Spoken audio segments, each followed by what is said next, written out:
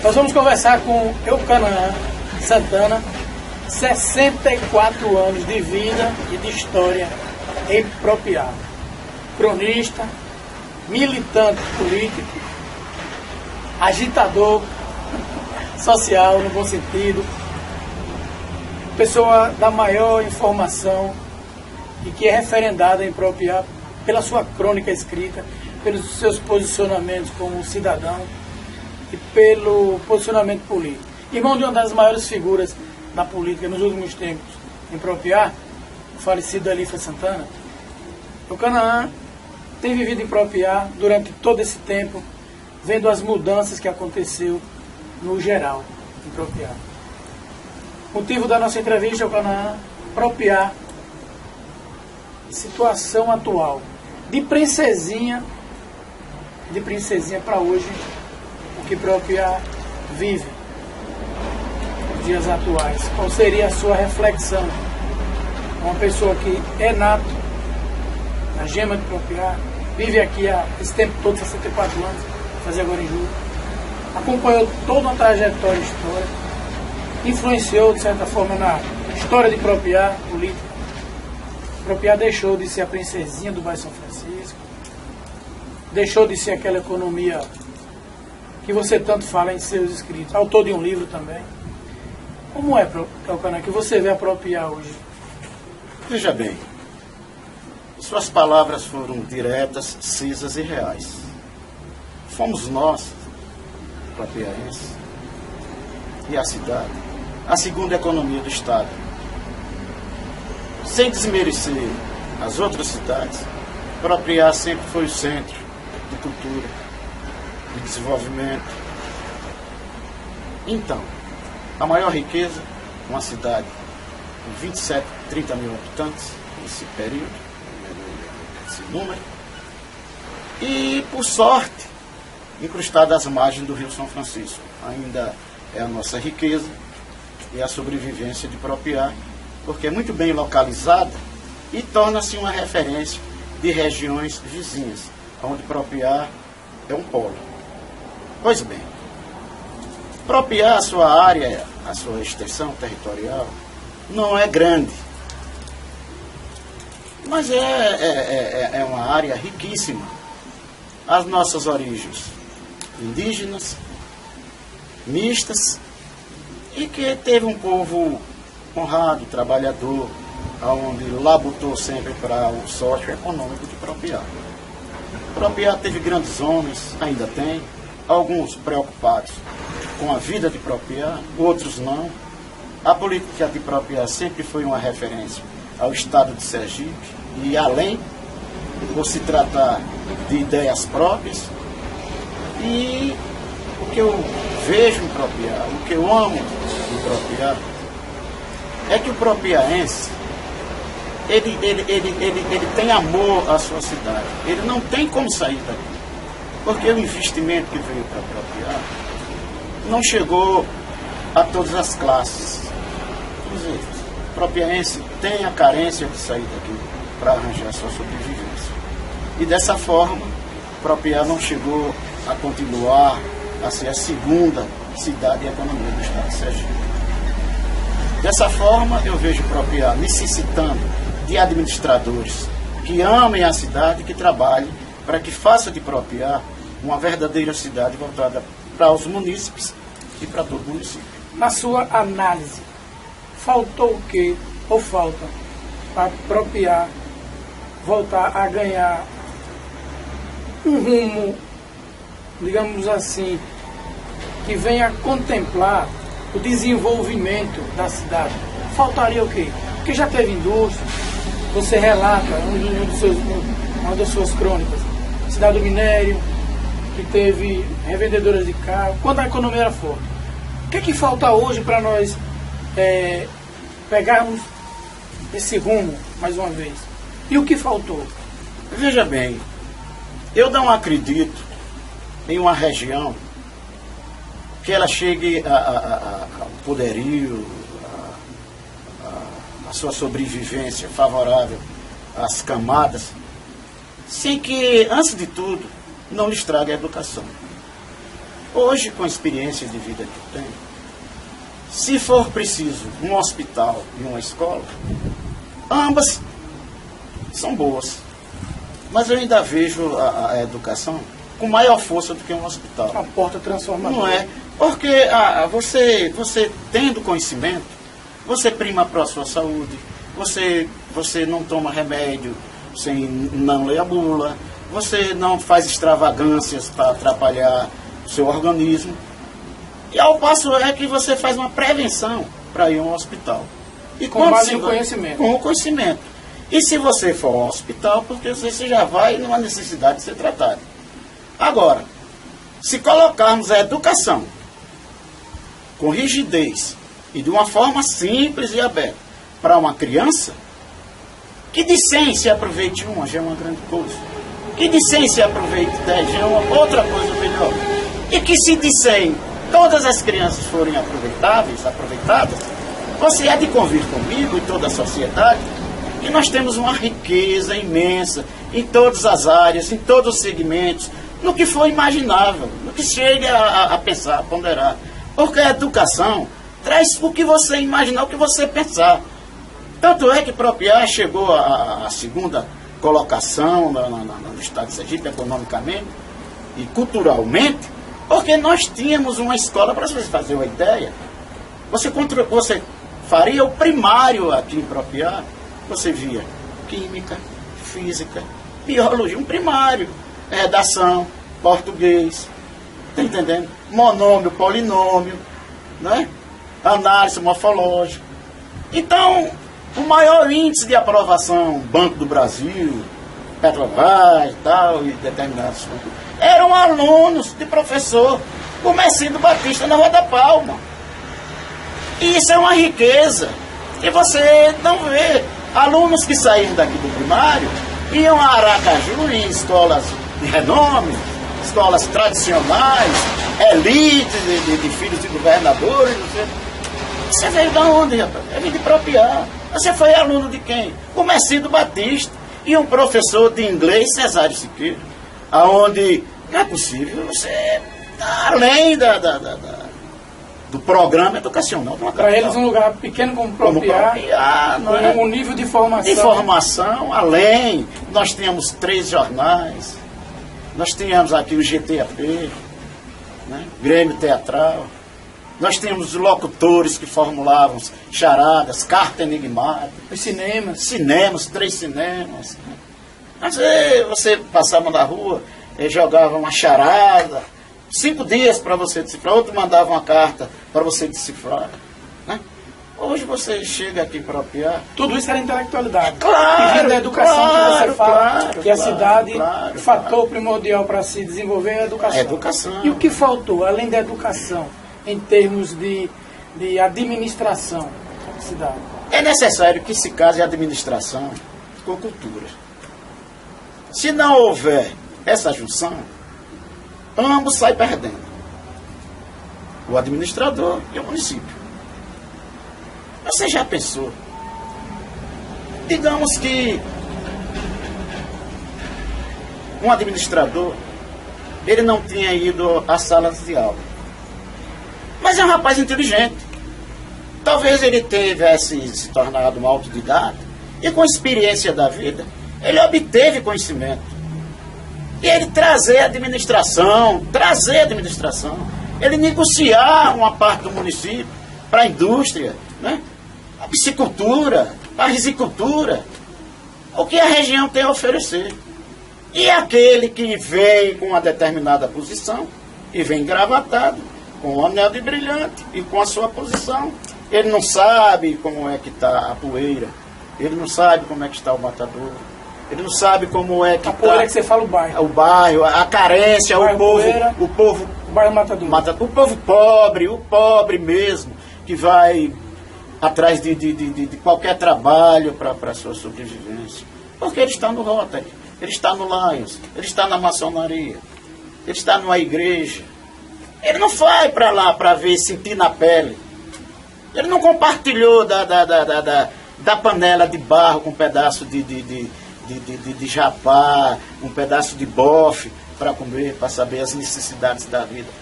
para ele transmitir aquilo como uma aprendizagem e facilitar numa administração.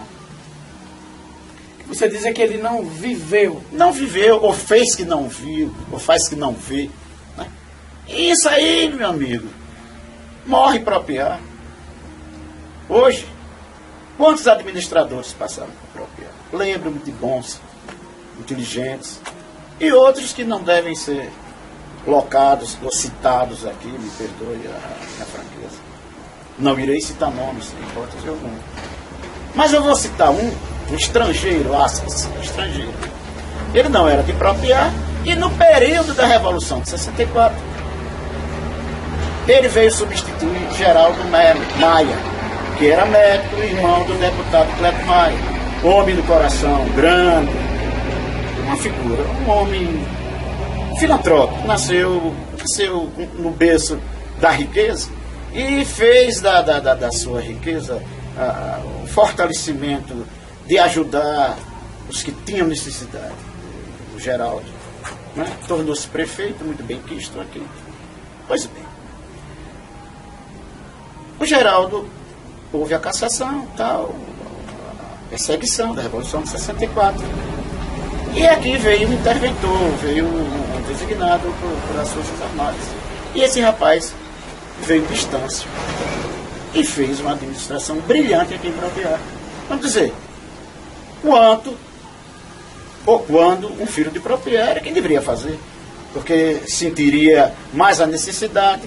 E Propiar, queira ou não queira, é uma família grande, todo mundo aqui é primo, é irmão, um conhece o outro aqui. Um de fora, chegar a fazer uma administração elevada, muito mais do que todos os outros que passaram por aqui. Aí você vê como é que fica a política, a politicagem do nosso município. Então você acha que Propiar hoje, em síntese, que você falou aí, é que Propiar era uma cidade altamente intelectualizada, que não manteve isso, talvez por questões de educação, também por uma sucessão de gestões que não vivenciou as necessidades do povo em seus locais. E aí você citou Remanso, Poeira como bairro. Então seriam essas três causas. Eu lhe perguntaria ainda,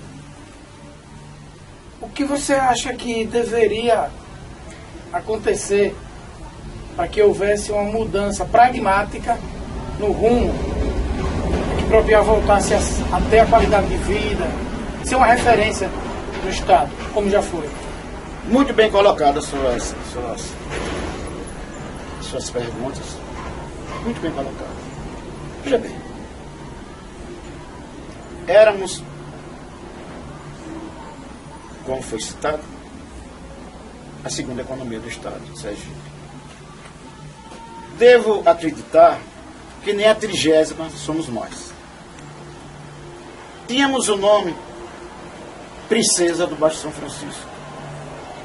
Hoje, eu acho que nem escravo, coitada, pode ser mais. Atribuo a isso a N coisas, né? Uma delas, o progresso veio apropriar de uma forma que deixou Propiar separado. Vamos dizer, Propiar era o centro de compras, de feira, e ainda hoje é uma das únicas cidades do estado de Sergipe que todos os dias você encontra feira. É na cidade de Propiar. Uma das únicas do estado de Sergipe. Sobrevive com a força do seu povo. Não tenha dúvida.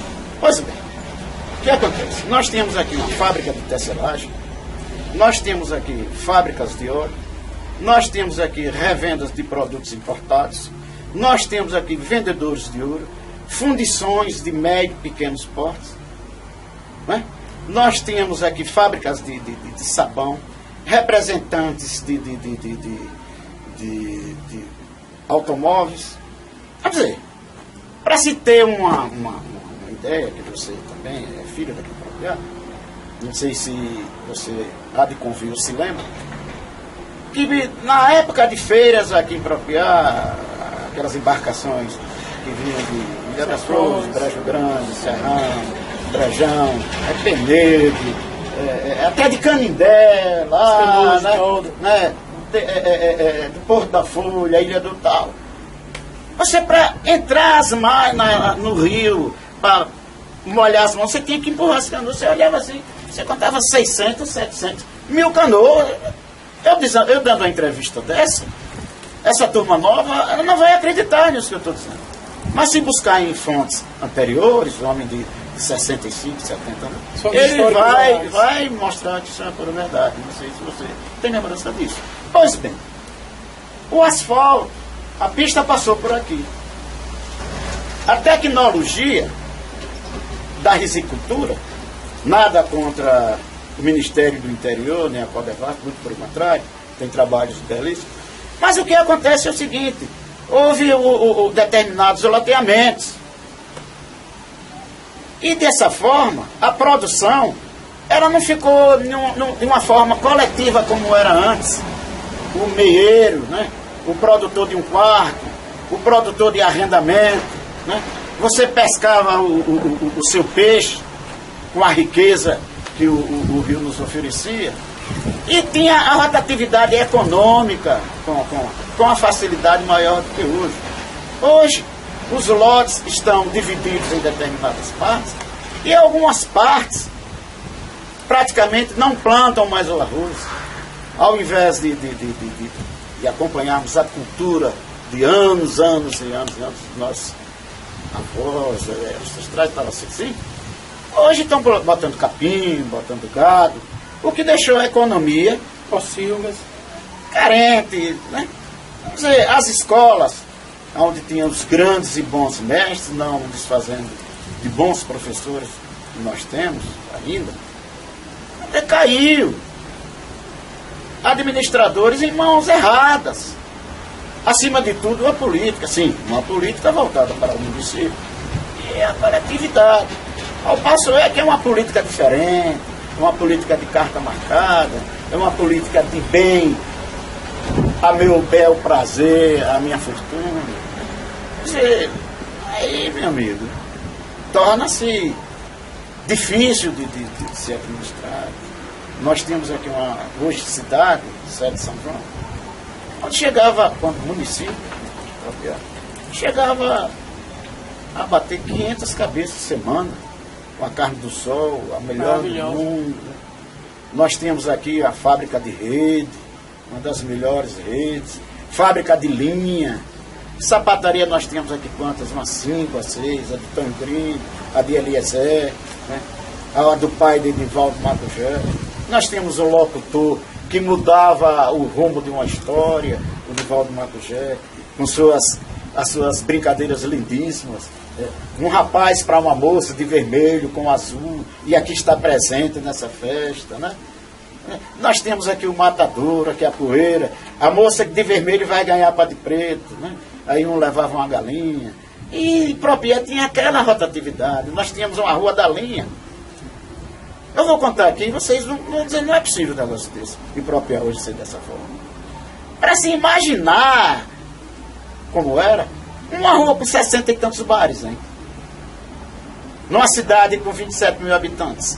O que há de imaginar? E todos ganhavam dinheiro, né? Tem alguma coisa errada aí, né?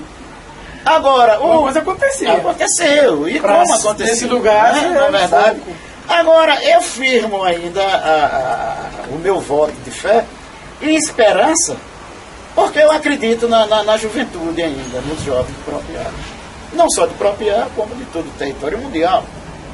Em especial minha cidade. Né? Você acredita na rapaziada? Eu acredito na juventude. Eu acredito na rapaziada. Eu acredito, é como acredito, porque, olha, eu vou dizer uma coisa.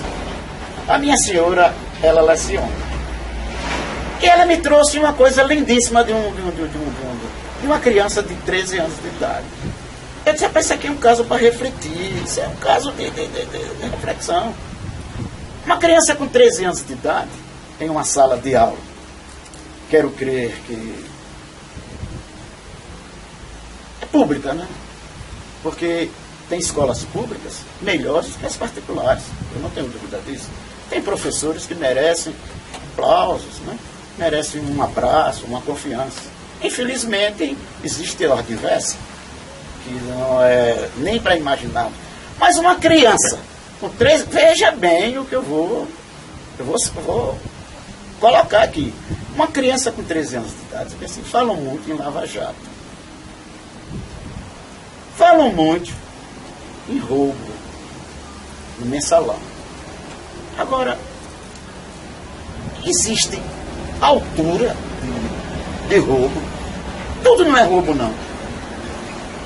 O professor que passa um ano sem trabalhar. O camarada que deixa férias. Um rapaz que é universitário deixa uma torneira aberta.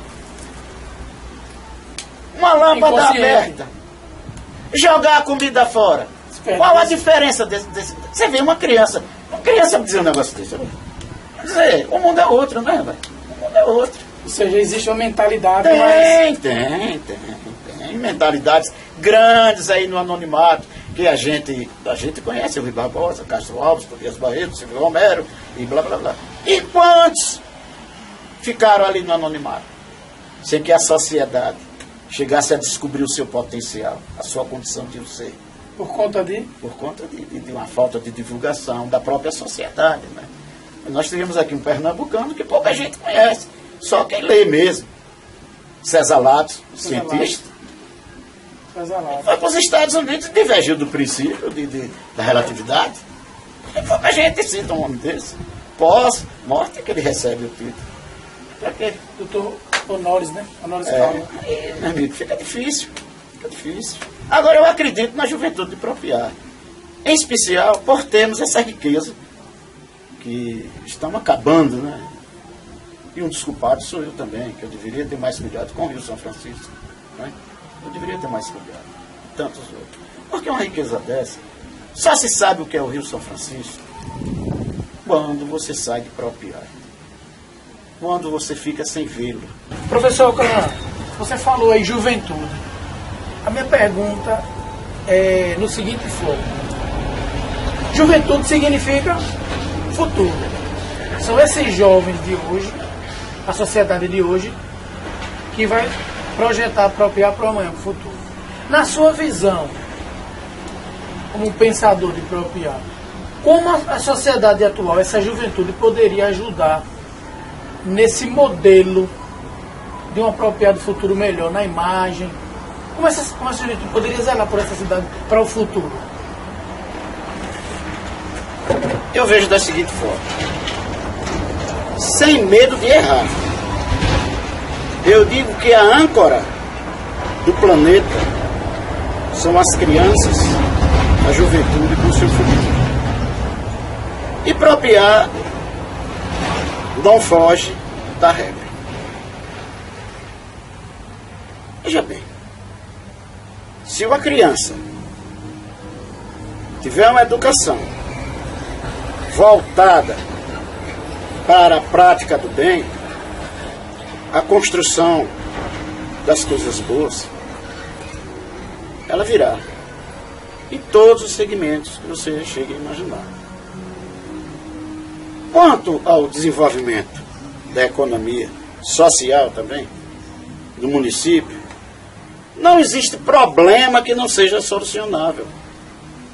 Até os 8 que Pitágoras deixou, um dia há de ser decifrado.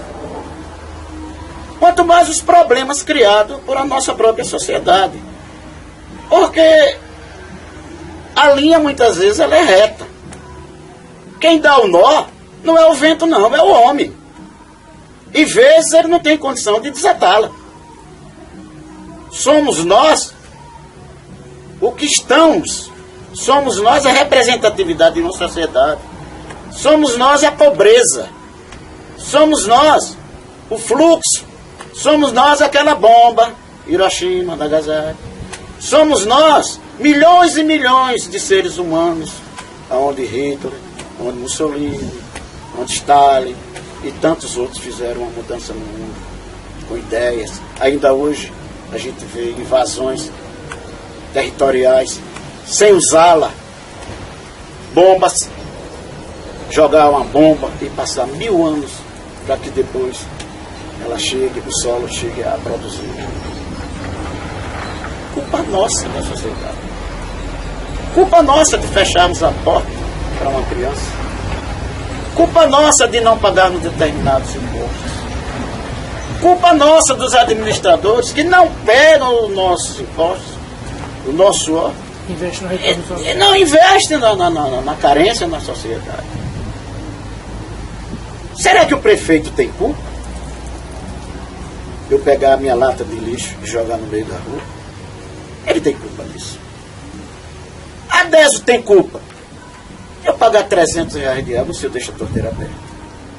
Eu pagar R$600 com o ar-condicionado ligado. Por que eu não desligo o ar? Por que eu não fecho a torneira? Por que eu não pego o meu lixo e deixo na porta esperando o carro passar? Para que eu tenha condição de fazer cobranças. Porque a política, ela é a arma sublime de construir, de fazer em prol da coletividade. Muito bom de ser político. Agora, torna-se a política uma área que só pode competir o filho do deputado, o filho do que foi presidente, aquele que esteve na universidade, é aquele que é médico, e aquele que é engenheiro, e aquele que é dentista, e que é químico, e é físico.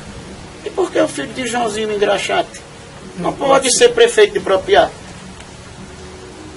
Porque muitas vezes o filho do doutor foi estudar em escola tradicional em Aracaju.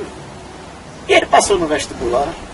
E o filho de Joãozinho Sapateiro, o pai chegava em casa embriagado. Não tinha dinheiro para o sustento. Quando ele via, era briga em casa. Um pão para dividir para 4. A torneira não tinha ia buscar um pote. Quando quebrava o pote, o pai queria matá-lo. Porque nem dinheiro tinha para comprar o pote. Em vez de ele estudar. E porque a democracia não dá oportunidade de igualdade a todos. Não é preciso um sistema comunista ferrenho, abraçar e matar. Não, meu amigo, não. O Brasil é rico.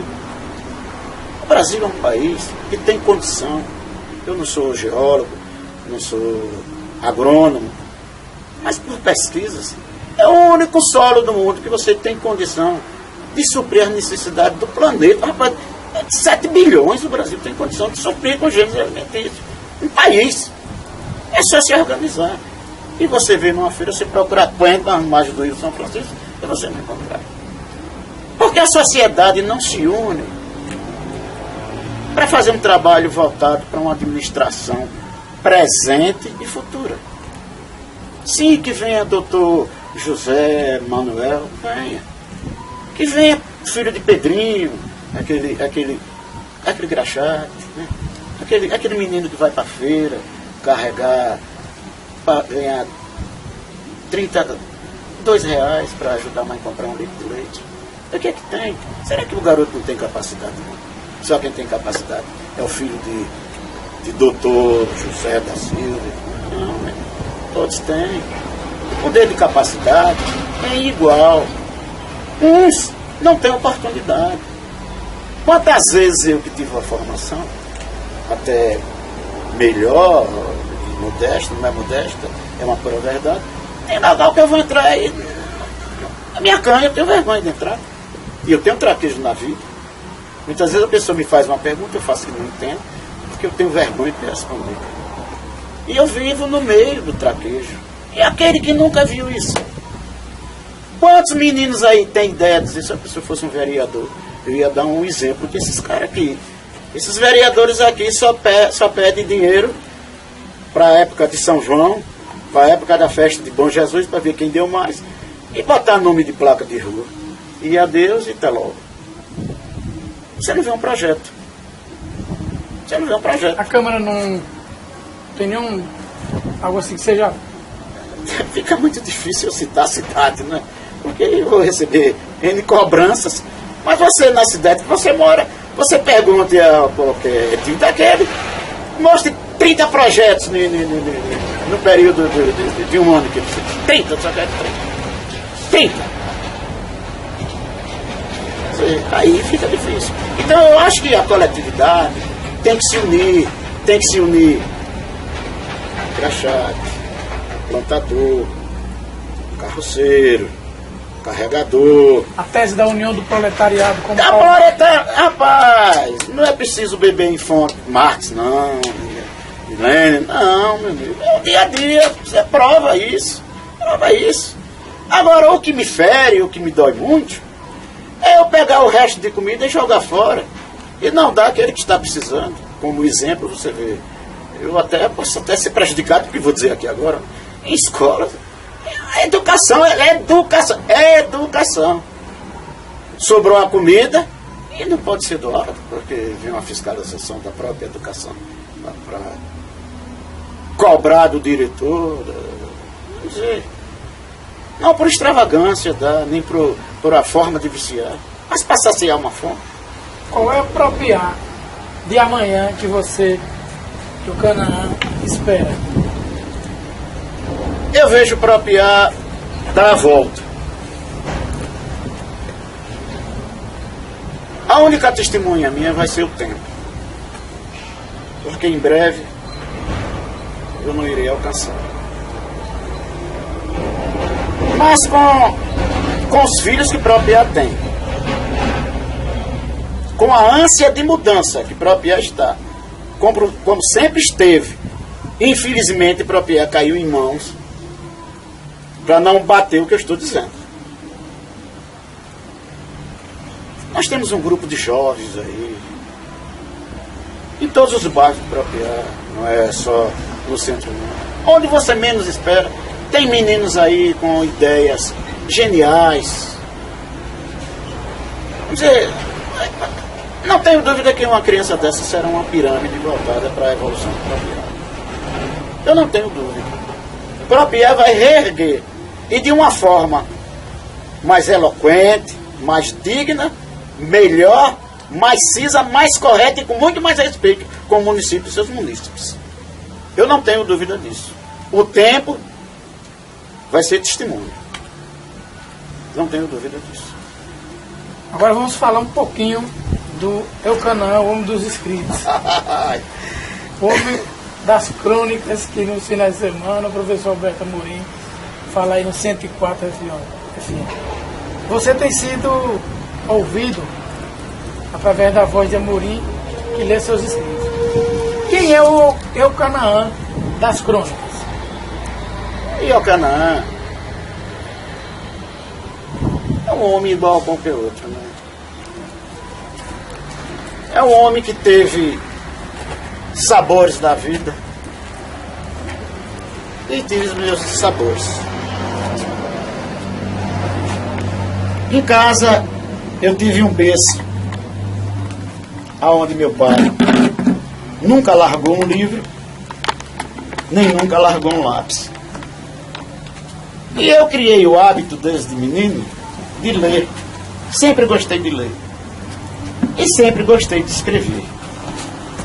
E dessa forma saem os meus pensamentos, as minhas crônicas, né? Saem crônicas políticas, saem pensamentos, de tudo um pouco, contanto que eu não chegue a mudar raciocínio, e se chegar a mudar com os meus escritos, que eles venham de uma forma para a construção da prática do bem e de uma evolução e de uma cultura para todos, sem sombra de dúvida. Fale um pouco do livro que você lançou.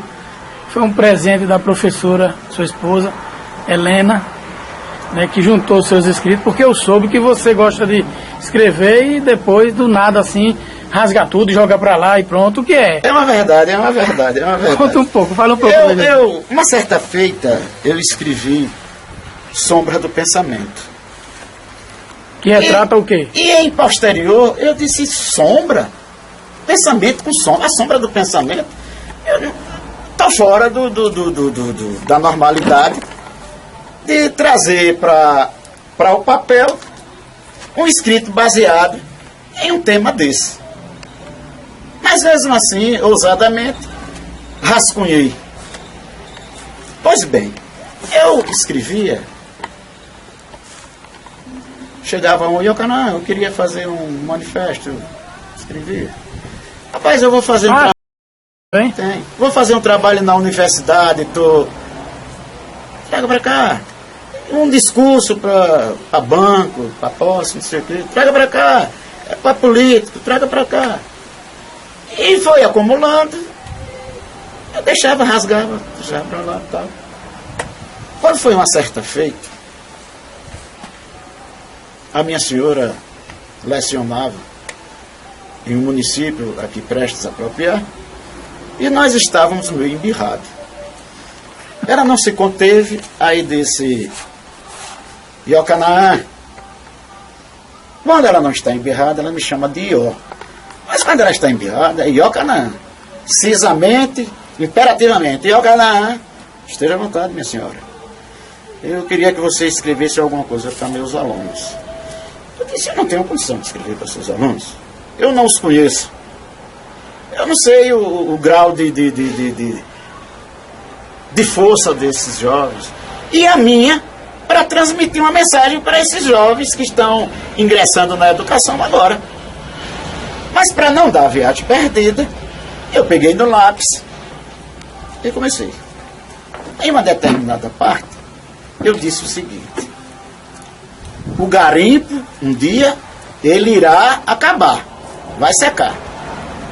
O poço de petróleo irá secar. Agora, uma coisa eu digo com certeza. A educação jamais será secada. Vocês irão honrar, irão receber essa riqueza que não tem ladrão que tire. Nem a sepultura irá tirar isso de vocês. Vocês irão com isso. E quem sabe amanhã, como eu devo tratá-los agora? Porque o amanhã eu já sei que seus nomes estão marcados para a posterioridade. Eu devo chamá-los agora de alunos, devo chamá-los de filho.